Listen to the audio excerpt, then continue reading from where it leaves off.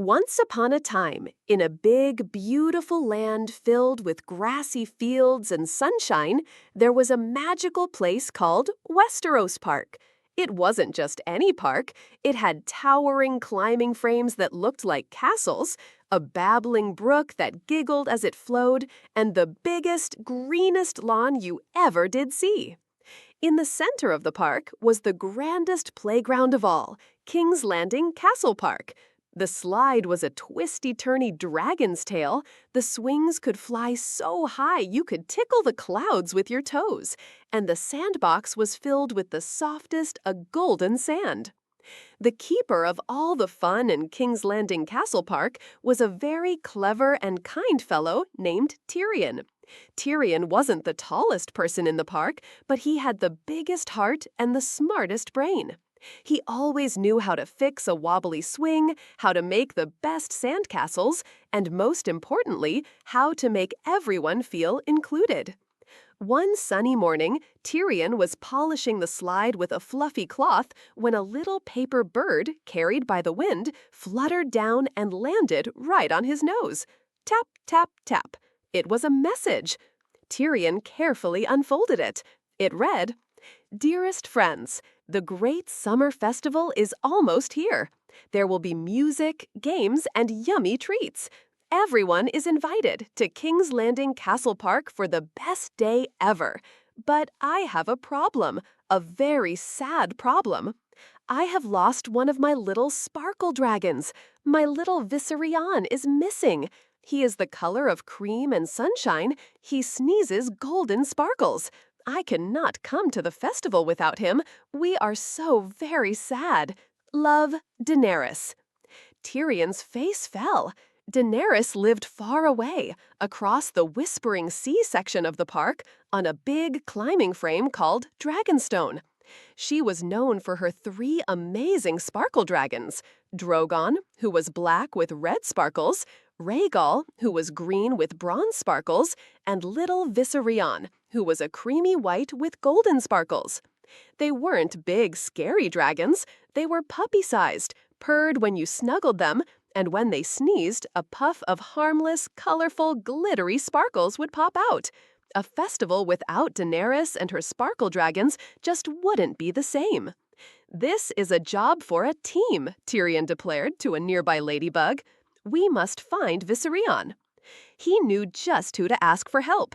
He trotted over to the northern part of the park where the Winterfell playground stood. There he found 2 sisters. The first was Sansa. She was sitting under a weeping willow tree, humming a lovely tune and carefully placing lemon icing on a batch of delicious-smelling lemon cakes. "Sansa," Tyrion called out, "we need your help and your lemon cakes." Sansa's eyes widened. "What is it, Tyrion? Is everything all right?" Tyrion explained about Daenerys and the lost sparkle dragon. "Oh, the poor thing," Sansa said, packing her cakes into a basket. "Of course I'll help. A good lemon cake can solve almost any problem. And if not, it at least makes the problem-solving much tastier." Just then, a flash of movement zipped past them. It was Sansa's younger sister, Arya. Arya wasn't interested in lemon cakes or humming. She was an explorer. She wore muddy boots and carried her favorite exploring stick, which she called Pointy. She was busy chasing a grasshopper. "Arya," Tyrion called, "we're going on a quest, a real adventure." Arya skidded to a stop. Her eyes lit up. "A quest? To find something lost? Count me in." She held up her stick. "Pointy and I can find anything." And so, the Fellowship of the Sparkle Dragon was formed. Tyrion, the clever planner, Sansa, the kind baker, and Arya, the brave explorer. Their quest began.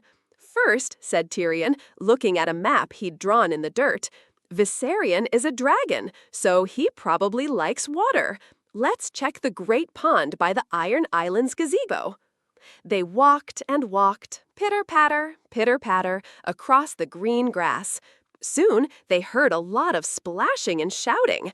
"My ship is the fastest! Hooray for the Greyjoy fleet!" There, by the pond, was a boy named Theon. He had a fleet of tiny, beautifully made toy sailboats and was racing them across the water. "Theon, have you seen a little creamy white dragon?" asked Arya, pointing her stick at the water. "He sneezes golden sparkles." Theon puffed out his chest. "A dragon? No, I've only seen my magnificent ships winning this race. They are the best ships in the whole park. But," he squinted, looking across the pond, "I did see something sparkly fly over that way, toward the stormy hills where the Baratheon brothers play." "Thank you, Theon," said Sansa, handing him a lemon cake. Theon took a big bite and smiled. It was delicious. The three friends waved goodbye and headed towards the stormy hills. As they got closer, they could hear loud voices. "The beanbag toss line must be perfectly straight. It is the proper way." "But it's a party," another voice laughed. "It needs more color, more streamers, more glitter, everywhere." They found two brothers, Stannis and Renly, in the middle of a disagreement. Stannis, who was very serious and wore a plain gray t-shirt, was holding a long piece of string, trying to make a perfectly straight line on the grass. Renly, who was wearing a bright green shirt with a flower tucked behind his ear, was trying to hang rainbow-colored streamers from every single branch of a nearby tree.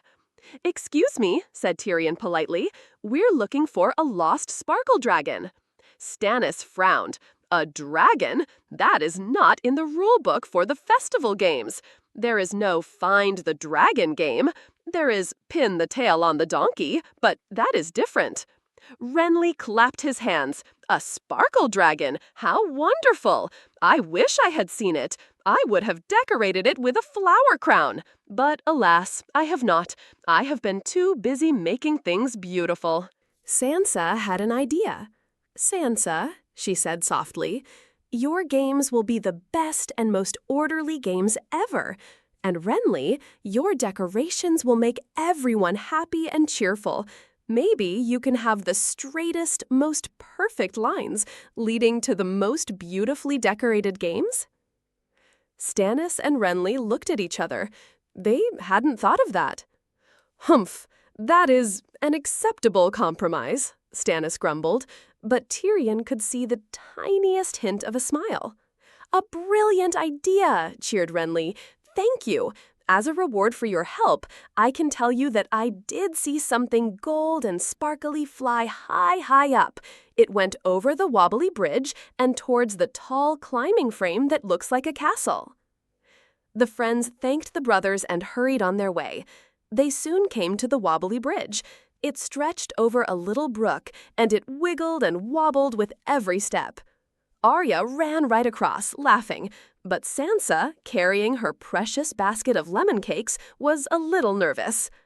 Just then, a very tall girl with sunny yellow hair and the kindest blue eyes walked up. Her name was Brienne. She was the tallest kid in the whole park, and she was also the kindest. "Having trouble?" Brienne asked in a gentle voice. "Here, let me help." Brienne took one big, steady step onto the bridge. "You can hold my hand," she said to Sansa, "and I'll carry your basket. I promise not to let it drop." Brienne was so strong and steady that the bridge barely wobbled at all. She helped Sansa cross safely to the other side. "Thank you so much, Brienne," said Sansa. "We're looking for a lost dragon," said Arya. "A dragon?" said Brienne. "I think I saw a little boy playing with something that looked like a sparkly dragon toy over by the King's Landing slide. He has golden hair and a crown he made out of dandelions." The friends knew exactly who that was, Joffrey. They hurried to the King's Landing Castle Park, their hearts beating fast. And there he was. At the very top of the slide, sitting like a king on a throne, was Joffrey, and in his hands he was holding a little, whimpering, creamy white sparkle dragon. It was Viserion. "Joffrey," Tyrion called up, "you found him. That's Viserion. He belongs to our friend Daenerys." Joffrey clutched the little dragon tighter. "No, he's mine now. I found him. Finders keepers, losers weepers. He's my royal pet." Little Viserion let out a sad little sneeze, but only a few dull, unhappy sparkles puffed out. Arya put her hands on her hips. "That's not fair, Joffrey. He's not a toy. He's a friend, and he's sad." Joffrey just stuck his tongue out. But Tyrion, the clever planner, had an idea. He didn't shout. He walked to the bottom of the slide and looked up. "Joffrey," he said in a calm voice, "it's okay to like him. He's a wonderful dragon. But can you see how sad he is? His sparkles are all droopy. He misses his mommy and his brother and sister. They can't come to the great summer festival without him. The festival won't be as fun if friends are missing." Then Sansa stepped forward. She opened her basket. The smell of sweet lemon cakes filled the air. "Joffrey," she said with a kind smile, "would you like a lemon cake? I made them for all our friends. You're our friend too." Joffrey's tummy rumbled. He did love lemon cakes. Finally, Arya pointed with her stick, pointy. "Hey, Joffrey," she said, "if you come down, I can show you where a whole family of roly-poly bugs lives. It's way more fun to play with friends than to sit up there all by yourself." Joffrey looked at Tyrion's kind face. He smelled Sansa's yummy cake. He heard Arya's offer of a new adventure. He looked at the sad little dragon in his hands. He realized they were right. It was lonely at the top of the slide. Slowly, he slid down the slide, holding Viserion gently.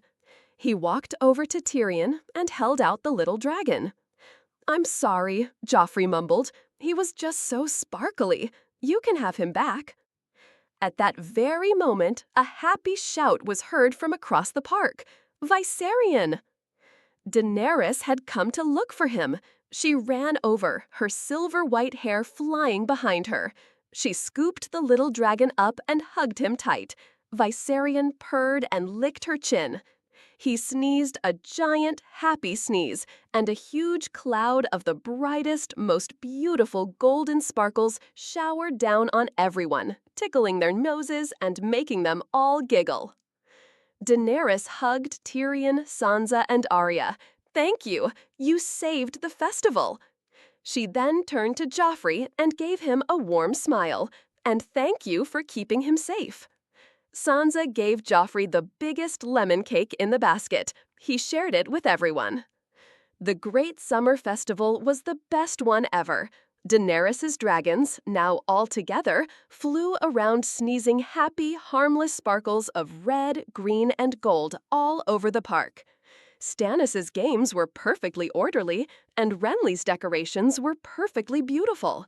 Theon let everyone sail his toy boats. Brienne made sure everyone played safely. And Joffrey discovered that playing with his new friends was much more fun than keeping a sparkly dragon all to himself. And Tyrion, the clever, kind friend, sat on a bench, eating a lemon cake, and watched as the whole park filled with laughter, friendship, and joy. It was, everyone agreed, the most perfect day. If you enjoyed this story for kids, please like the video and subscribe to the channel.